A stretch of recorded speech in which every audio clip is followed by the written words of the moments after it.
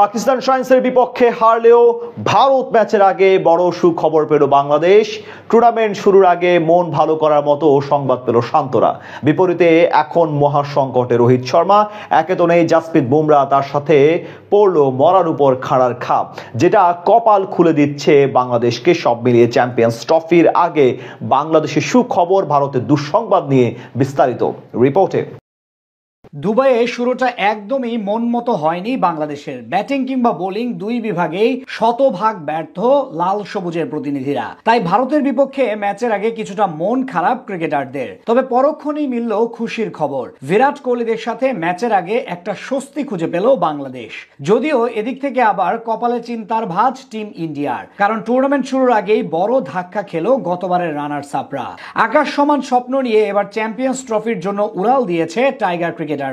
এবার champions trophy অনুষ্ঠিত হবে পাকিস্তান ও সংযুক্ত আরব আমিরাতে হাইব্রিড মডেলে। মানে ভারতের ম্যাচগুলো শুধু হবে দুবাই আন্তর্জাতিক ক্রিকেট স্টেডিয়ামে।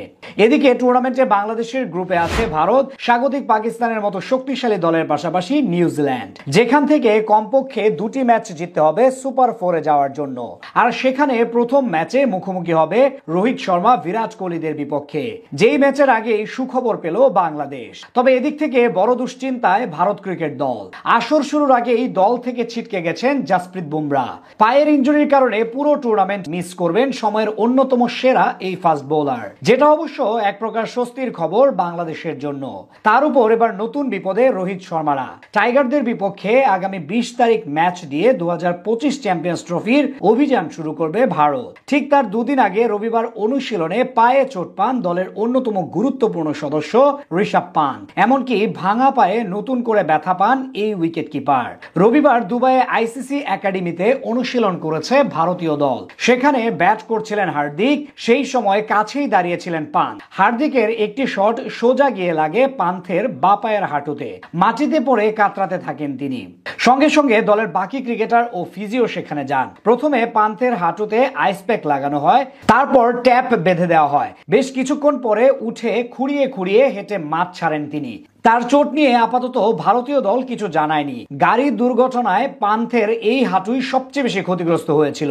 এমনকি এর আগে দুবার অস্ত্রোপচার হয়েছে হাঁটুতে, সেখানে আবার বল লাগে এই ক্রিকেটারের। এদিকে ইনজুরির মাত্রা এখনো জানা না গেলেও শোনা যাচ্ছে বাংলাদেশের বিপক্ষে প্রথম ম্যাচ মিস করতে পারেন ঋষভ, যেটা ভারতের জন্য যেমন দুঃসংবাদ তেমনি শান্তদের জন্য সুখবর। কারণ টাইগারদের বিপক্ষে বরাবরই সফল এই বাহাতি।